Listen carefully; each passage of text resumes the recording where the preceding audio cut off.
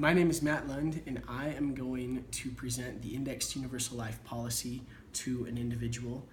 This would probably take place in a home setting or in an office, but just kind of a one-on-one or two-on-one type scenario. And what I'm going to show you is why the Indexed Universal Life policy, or why an IUL, should be a foundational piece to any retirement plan. It is not an end-all solution. It is not the only thing I would ever recommend, but this should be a key piece in anyone's retirement plan. And so to start off, I'd like to give you just a brief introduction into what the IUL is. We refer to indexed life insurance as a Swiss Army knife of financial strategies because this one plan offers 4 distinct advantages. The first is the potential to grow your money with zero market risk. The second is an option that can allow you to cover the potentially devastating effects of long-term care needs. The third is allowing you to offset inflation and gain access to tax-free income at retirement. The fourth, and of course, life insurance protection that can enable you to leave a tax-free inheritance to your heirs. And since the only leg of the 3-legged stool of retirement we truly have control over now is the personal savings leg, it's up to you as an individual to control your financial future. I hope I've made a compelling case to you that this is one of the strongest strategies. All right, so in order to know where you're going, you need to know where you've been. And that's just a little tease, kind of a basic overview of what this product's all about. And I'll take you through a couple specifics. And so number one, you need to understand where we've been. And so the S&P 500 over the last 15 years, this was early 2000 till last year in 2015. And so here's what it's done. You see a lot of ups and a lot of downs. And you'll note how extreme the last 15 years has been. 2001, 2002, we had almost a 50% decline.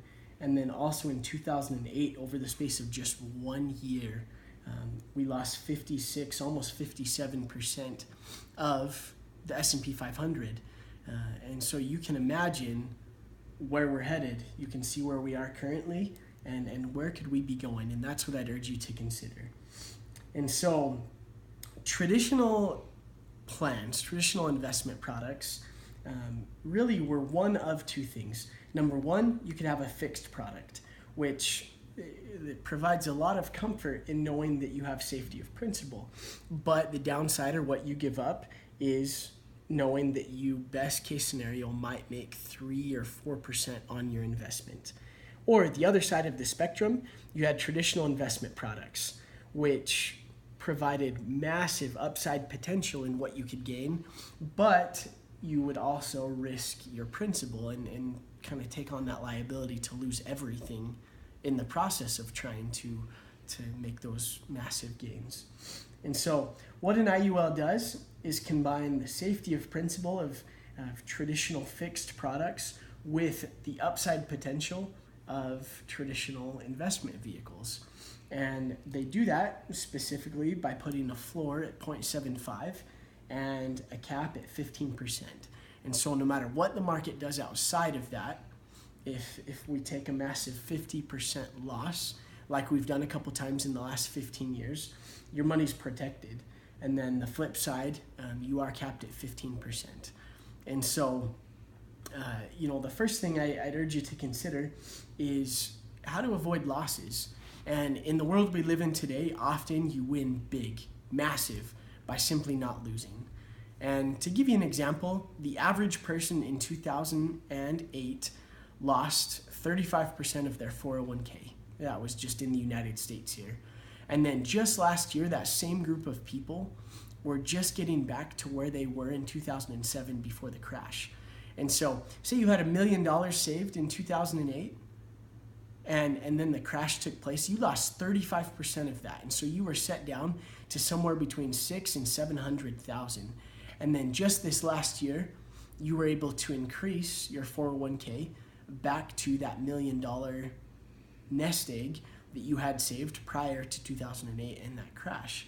And so here, just in a hypothetical to illustrate the point and the power of having your money protected, if over a 10-year span the market were to go up 10% and then down 10% for 10 years, what would that do to your money in a traditional plan or a traditional vehicle? Well, you can see over time that your money would slowly atrophy. Well, in an IUL product, you can see in the up years, you're up. You'd gain 10%. And in the down years, you basically, you gain a little bit, but you can call it even. And so you can see the power of protecting against loss. And this is just over a 10-year span. And so especially for us, young college age students, people, this over 10 years is a massive difference. I can only imagine, and you can imagine the difference over 30 years or 40 years before you would retire, and the power that being protected against loss would have. Now, taxes. I'll touch on this just briefly, but don't set aside the importance of considering a tax strategy and how you will handle that in retirement. And so here's something to consider. If you were a farmer, would you rather pay taxes on your penny seed or your $1 million harvest? And I know my answer. I wonder what yours would be. Now, to go with that, qualified plans. What is a qualified plan, or what do they do? And everybody knows that qualified plans defer the tax, but that is only half of the correct answer. They also defer the tax calculation. And so the problem you run into is not only do you have likely more taxes that will be due, because over time the theory is that your income will increase, taxes may change, we don't know that, right?